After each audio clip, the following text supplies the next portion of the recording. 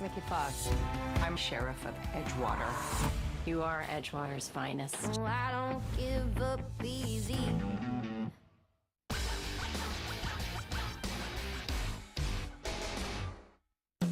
We're turning up the heat for your Friday across the Upper Peninsula, near 90 degrees for most of us, just ahead of a line of showers and thunderstorms. More details coming up.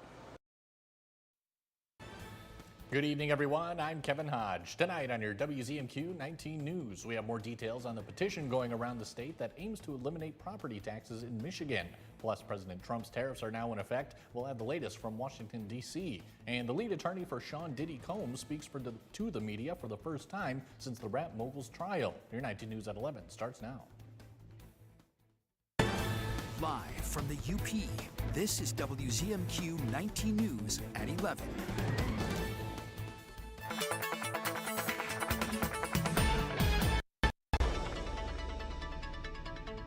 Welcome in. A first look at your. We are looking to keep things nice and mild overnight. This is sometimes looking like the daytime highs, especially into the springtime. But for tonight, we're expecting temperatures into the mid to upper 60s, even some 70s in there. 73 up to Eagle Harbor, 74 us in Marquette, and we are keeping that heat going for tomorrow. And it's all ahead of a line of showers and thunderstorms. So we'll get close to 90 degrees for some of us, and the air quality conditions improve. More details coming up. Thank you, Kelly. A new ballot initiative called Axe My Tax is gaining attention statewide. The petition is working to eliminate property taxes in Michigan, while opponents warn it could put local services at risk. Our Michigan Capitol correspondent Sophia Murphy has more from the founder of the movement in Michigan. Property taxes in Michigan generate around $22 billion each year, supporting everything from public schools to emergency services. Now, a group of volunteers behind a new ballot petition called Axe My Tax believes a better system is possible. Too many people are having their properties, their farms, or their businesses stolen from underneath them. The ballot petition Axe My Tax aims to eliminate property taxes for homes, farms, and businesses. Carla Wagner, who founded the campaign, says voters should not be forced to fund amenities they don't use. Instead, the petition would redirect money from existing state taxes to essential services like police, fire, and road maintenance. However, fiscal experts say it may not be that simple. We can agree that property taxes are too high and government's grown, but we're not making any decisions up front about what we're going to do less of. So it's going to put our local government officials very much in distress. According to the Citizens Research Council, Axe My Tax would leave a multi-billion-dollar hole in both local and state budgets. We want to stop the theft of our property, stop the bleeding, and then once we recognize what the shortfall really is, how do we get the funds for those shortfalls? Axe My Tax organizers say they're halfway through their 180-day signature collection window and believe support is growing across the state. They'll need to collect around 450,000 signatures to make it on the ballot next fall. From Michigan's capital, Sophia Murphy, WZMQ 19 News. The city of Marquette held a special meeting today, taking its first look at the coming fiscal year budget starting in October. WZMQ's Andrew Hand spoke with City Manager Karen Kovacs about this process and how this year will allow for more discussion over the next few weeks. This morning, the Marquette City Commission met to discuss and review its preliminary budget for the 2026 fiscal year. The final budget ultimately needs to be adopted by the end of this fiscal year on September 30th. Today's special meeting mainly detailed management of the city's general fund, with other budget matters on priorities such as the DDA discussed throughout the day. This year's process has come around a few weeks earlier than in 2024, adding more time to discuss between each other as well as with the community. We have some time between now and then to make some modifications and some adjustments based off of commission discussion and based off of some fine-tuning as we go forward. Because we have some time here, we do have some opportunity to get out into the community and talk about our budget and talk about what their taxes fund and how it's utilized. Although Marquette's largest revenue source comes from property, half of the city's land is non-taxable. This includes Northern Michigan University property and high amounts of nonprofits, churches, and government-owned land.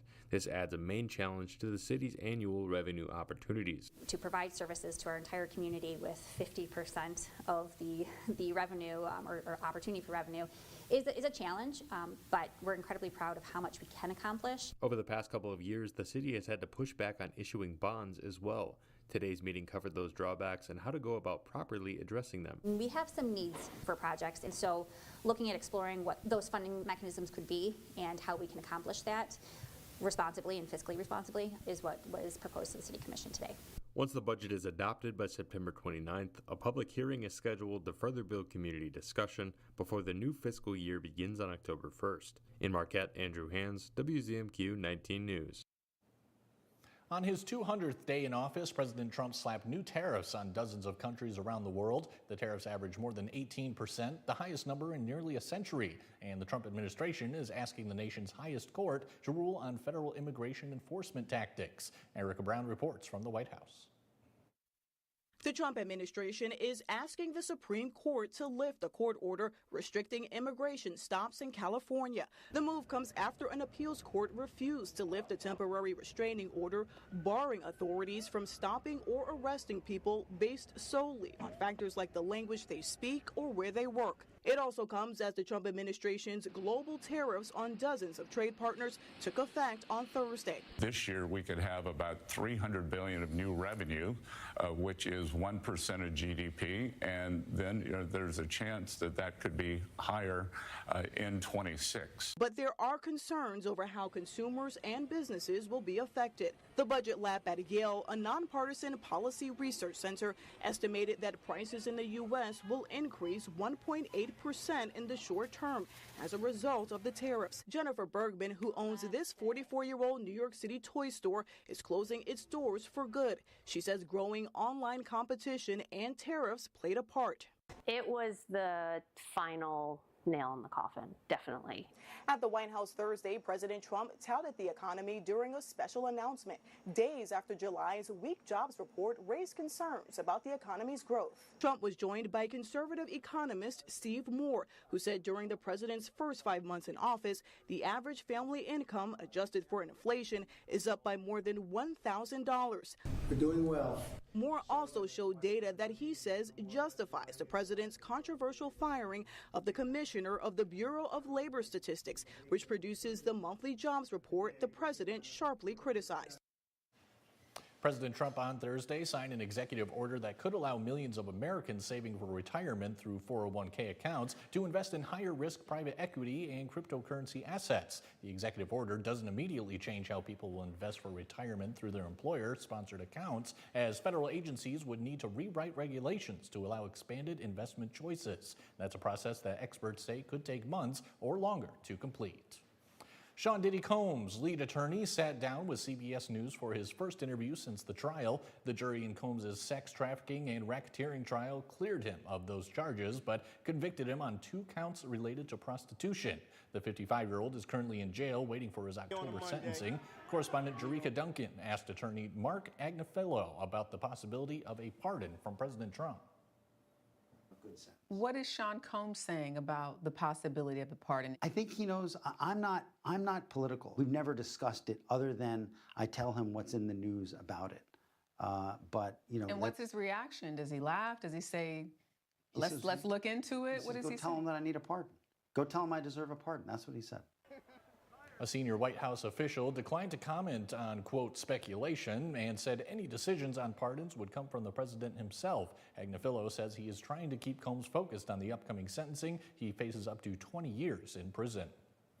More than 450 United flights are delayed or canceled today as the airline tries to catch up after a major outage. According to FlightAware, yesterday United had more than 1,000 delays and 200 cancellations, all because of a problem with something called Unimatic that feeds flight and plane information to other systems. The outage prompted ground stops at several major airports and forced some arriving flights to wait for hours on the tarmac. Travelers say there was major confusion.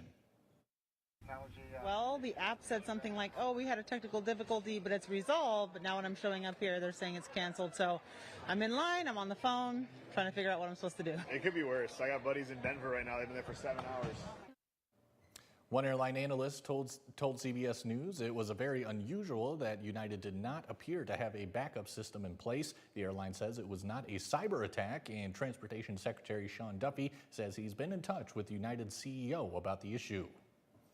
Here's something to process before you grab a bite. Most Americans consume more than half of their calories from ultra-processed foods. That's according to a new report from the CDC.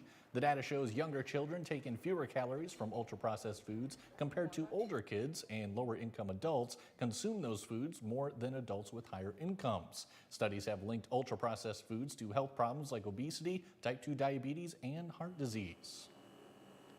We clearly have a lot of room to make improvements, especially given our obesity rates in this country, the number of people who are overweight. And you don't have to cut out all ultra-processed food to lose weight. Even cooking a few meals at home a week can make a really big difference. And Kelly Rowland has your first warning weather forecast when we come back. Plus, the Marquette County Fair kicks off today. We'll hear what's in store this year when we come back.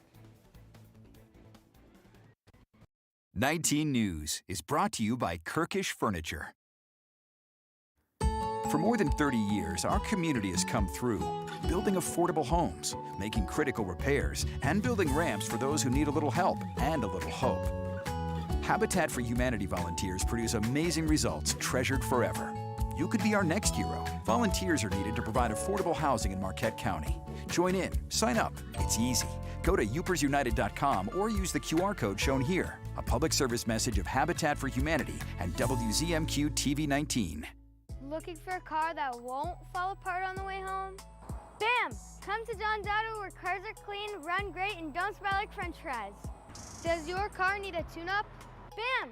Service department. Do you want your car to sparkle? Bam! Detailing department. Need a quieter sister? Bam! Wait. For the best pre-owned cars, the best service, and the best detailing, come to John's Auto Marquette.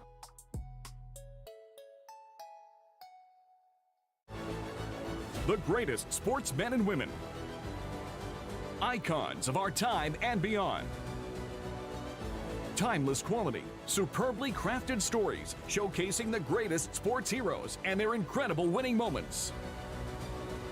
The Immortals, the greatest athletes of all time. It's Shunk's anniversary sale. 48 years here in Marquette County. We opened our doors in 1977. A lot of furniture stores have come and gone since, but we're still here bringing you quality furniture, mattresses, and service at the lowest price. One location, but 2 stores to shop. We give you the largest selection of name brand furniture and mattresses in the UP. Everything's on sale for this special event. Furniture from Smith Brothers, Flex Steel, and Lazy Boy. And mattresses from Tempur-Pedic, Stearn & Foster, Serta, and Sealy. Shop Shunk's today. Escanaba reporter Lily Simmons on WZMQ 19 News. Now, WZMQ TV19 First Warning Weather with meteorologist Kelly Rowland.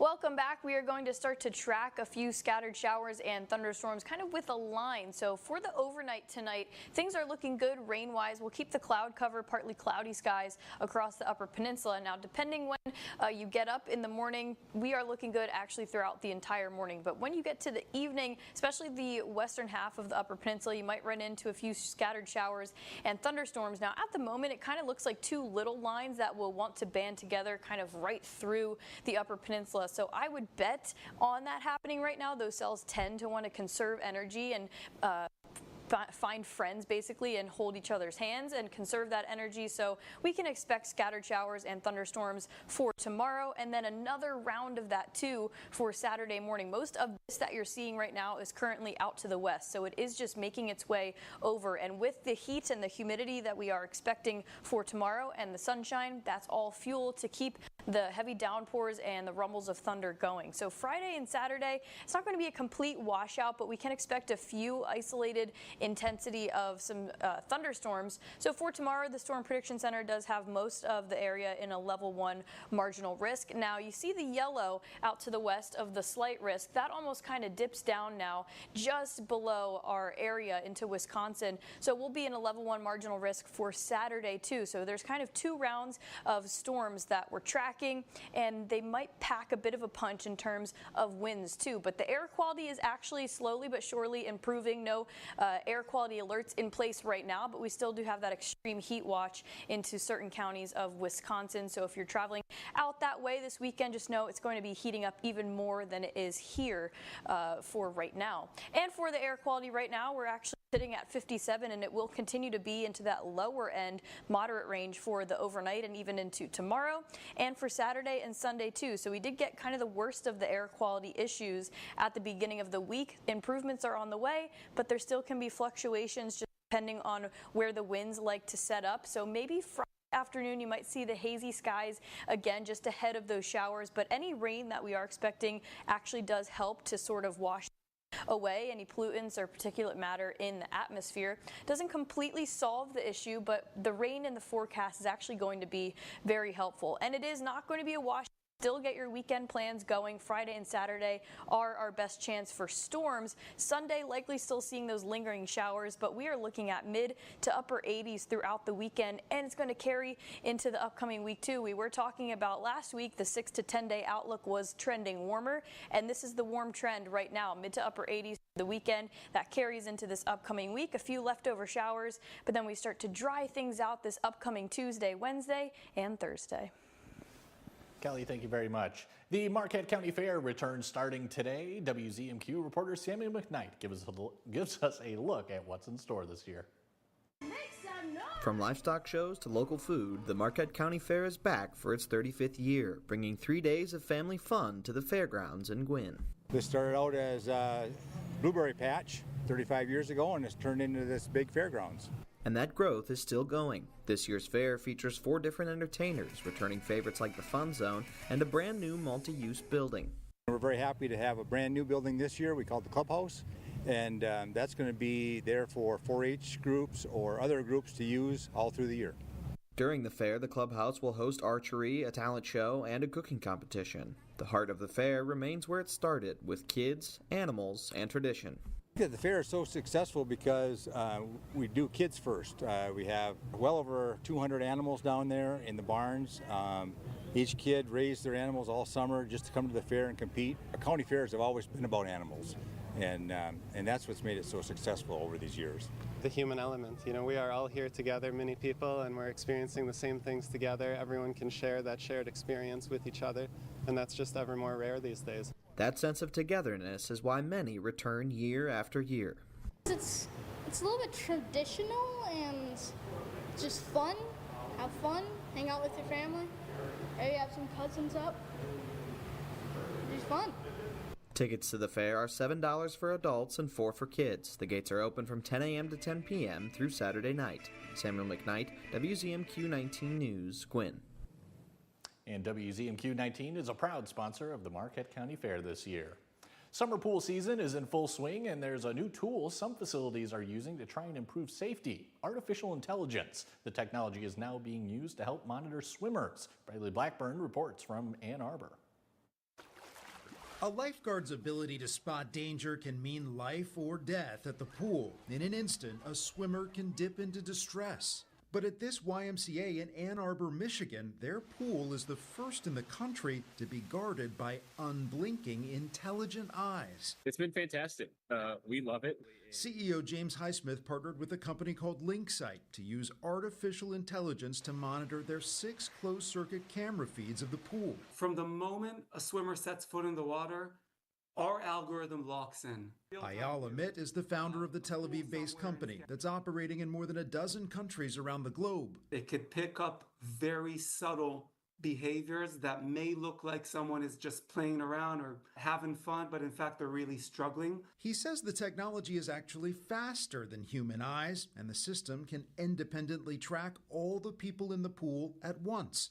Watch here, the red box lights up when the AI detects a swimmer at risk. Here it pinpoints a lap swimmer under for too long and eventually rescued. In these situations, a notification is immediately sent to the lifeguards on duty. Our lifeguards are currently wearing a smartwatch. Looks just like this. What it's going to do is give them a quick real-time photo of the area of the pool where the incident is occurring. James, is there any doubt in your mind that this technology will be key moving forward?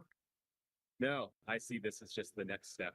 An AI system that can watch and warn so human rescuers can dive in. Michael Lum has your sports headlines when we come back. He has the results from the first day of an Upper Peninsula golf tournament. We'll be right back. Closed captioning sponsored by Range Bank of Upper Michigan. Summer's almost over. But there's lots of end-of-summer fun at Toyota's National Sales Event. Go long! Yes. Time right! Manny drops back and he flips one right down the middle. Well done. No, this one's burning. Now you can get 1.99 APR financing on a new 25 Tundra or $3,000 customer cash. Or lease this well-equipped Tundra for $419 a month. Come in today. Great job, rookie. Toyota, let's go places. It's the highlight of the summer, the Marquette County Fair. Livestock, classic cars and tractors, live music and performances, art, games, and of course, the food. With new additions this year, the fair has something fun for everyone. The 2025 Marquette County Fair, August 7th, 8th, and 9th at the Marquette County Fairgrounds. It's fun for all ages. It started small. When I was stressed, I would drink alcohol. Then a friend shared some pills to help me relax. Soon, I was one of millions, consumed entirely by substance use, until I got help. Michigan has more providers, treatment, and medication options to help with substance use disorder than ever before. It transformed my life and my future. Pure Outdoor is the first program dedicated to increasingly popular outdoor and eco sports. Individual and adventurous. Journey to the world's most exotic, breathtaking locations. Pure Outdoor. Sophia Murphy reports at 6 and 11 on WZMQ 19 News.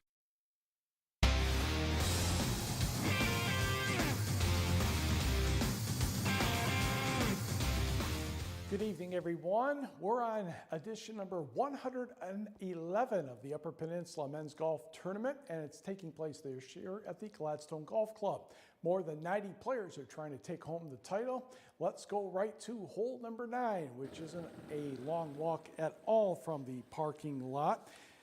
A par 4 flagged rather close to the front of the green, and as I changed my angle here and finally get the focus on Joe Quinn's shot of the Gladstone Golf Club, that would be very nice. Unfortunately, he would par. He just missed it by a little bit.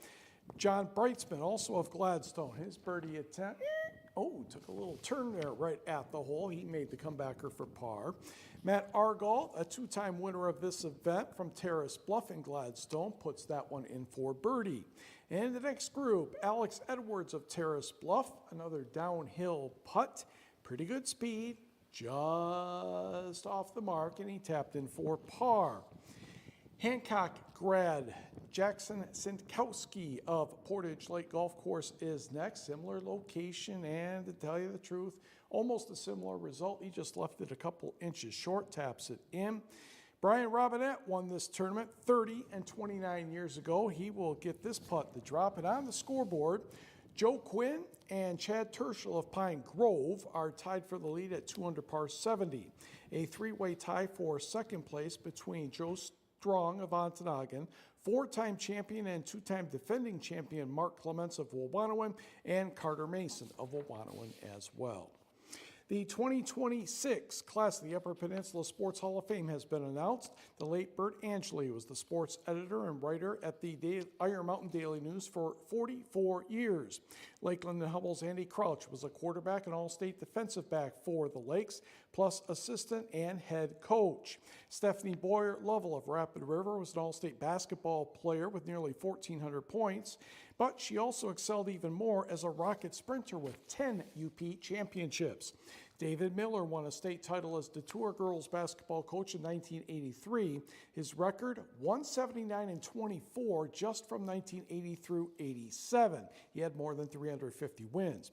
Lori Gentile-Rupert started her basketball career in Marquette County and Westwood, then became the first 1,000-point scorer at NMU, 1,342, before the three-point line was established.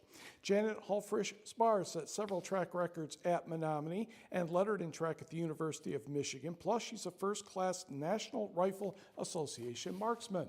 Mark Simon was an All-State and state champion basketball player in Stevenson in 1981, more than 1,000 points for the Eagles, and at NMU, where he grabbed more than 500 rebounds for the Wildcats. Erica Helmela-Smith of Marquette won 6 UP track titles and continued her success on relay teams at Grand Valley State. Ski jumper and judge Gary Sparpana of Iron Mountain was inducted into the American Ski Jumping Hall of Fame in 2012 and was the chief of officials for the 2002 Olympic Games in Salt Lake City, Utah. Fred Teddy of Lott stood out as a track and cross-country runner, winning 4 UP titles. He was a 4-year letter winner at Michigan State, and his 2-mile record with the Spartans will not be broken because after 1972, everybody went metric. Lucky him. This class will be inducted May 9th of next year at the Island Resort and Casino in Harris. An Upper Peninsula High School pitcher has made a commitment to a Mid-American Conference school. Escanaba's Lennox Peacock made a verbal commitment to Western Michigan University. Last year as a junior, he was the Great Northern Conference Pitcher of the Year. 44 innings, 16 walks, and 90 strikeouts, plus 2 homers and a record, Escanaba record, 5 triples. This weekend, Jen Powell will do something that no other woman has done in this country. She will umpire a regular season Major League Baseball game. She'll join the crew for the Marlins-Braves series in Atlanta. CBS's Dana Jacobson has more. America's pastime has been played professionally for nearly 150 years. But until now, umpiring a regular season Major League game has been a privilege only men have had. Jen Powell behind the plate. Thanks to Jen Powell, that's about to change. Since her professional debut 9 years ago, the 48-year-old New Jersey native has umpired in the minor leagues and Major League spring training, the first woman to do either since 2007. Felt ready, felt prepared. It was the crew, my crew chief, Lance, was just amazing to work with. She's now one of 17 AAA umpires eligible for Major League games. And when a 5th umpire was needed to cover this Saturday's doubleheader between the Atlanta Braves and the Miami Marlins, Powell was the one who was called up.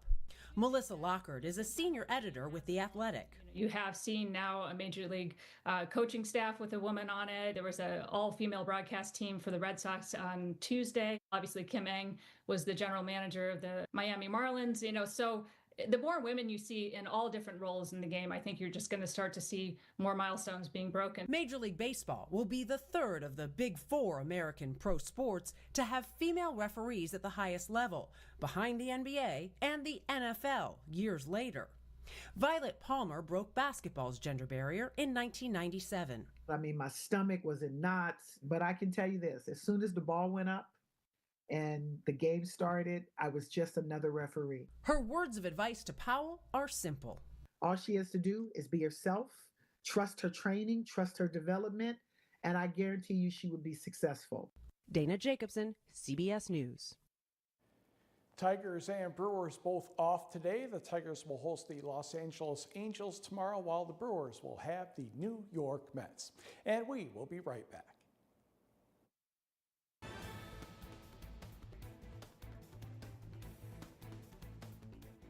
At Big Valley Ford in Ewan, we're more than just a dealership. We're your hometown partner in finding the perfect ride. With a huge selection of high-quality vehicles, there's something here for every lifestyle and every budget. Looking for value? We've got one of the largest selections of pre-owned Ford trucks in the UP, all in excellent condition and low miles, along with a huge selection of new Broncos and trucks all ready to roll. Experience the Big Valley difference at Big Valley Ford in Ewan.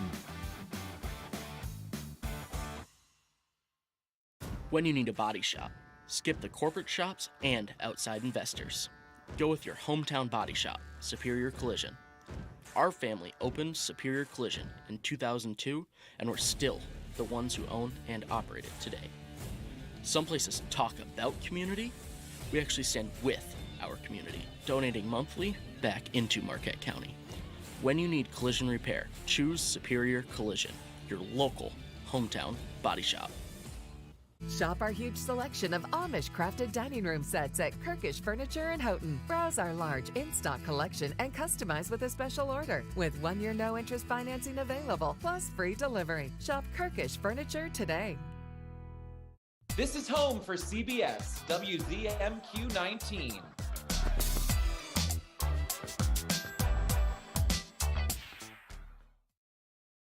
Tonight's sports is brought to you by the Window Store.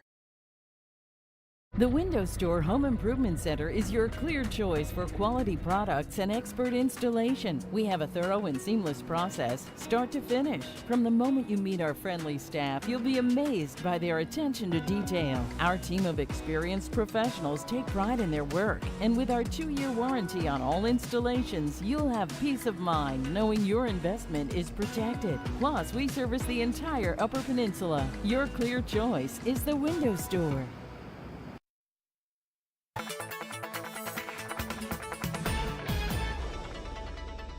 And a final look at your forecast as we start to look into the weekend. We are finally expecting some rain to return into the forecast, but we are expecting lots of sunshine and dry conditions for most of the day tomorrow. It's really tomorrow evening where these showers will start on up, but the temperatures will heat up to close to 90 degrees for most of us. The chances for rain over the next 48 hours, we stay into that low range, but once we get to Friday evening, we increase that chance to a chance and then scattered, even getting to that probable range into Saturday too. And the Storm Prediction Center does have us in a level 1 marginal risk, most of us, for tomorrow. So we'll keep an eye as some of these storms could be strong to severe, a few heavy downpours, possibly a few rumbles of thunder. So the much needed rain will help the air quality too through the weekend. As we get into next week, we'll have temperatures back down to the lower 80s, and we'll really start to dry things out this upcoming Tuesday, with staying consistent into Wednesday and Thursday. Kelly, thanks again. Finally tonight this week, a group of motorcyclists are traveling through the entire state, and they made a stop at the Gladstone American Legion this afternoon. The Forgotten Eagles of Michigan provide financial support for veterans facing emergency situations. The group is covering over 1,000 miles on its ride around Michigan, which is their way of advocating for prisoners of war and those who have gone missing in action. There's so many POWs and MIAs that are not accounted for, and families are just not able to come to resolution until their bodies are found or they figure out what happened to them. Our main mission is to provide awareness for POW MIA issues and bringing our soldiers home. And tonight they were in Gladstone. They're traveling to Manistee for the night, and then they'll head down to Petoskey. Mike, anything else? As long as the weather's good, I hope they have fun. Yep, same here. And thank you all for watching. We'll catch you back here again tomorrow at 6/5 Central. See you then.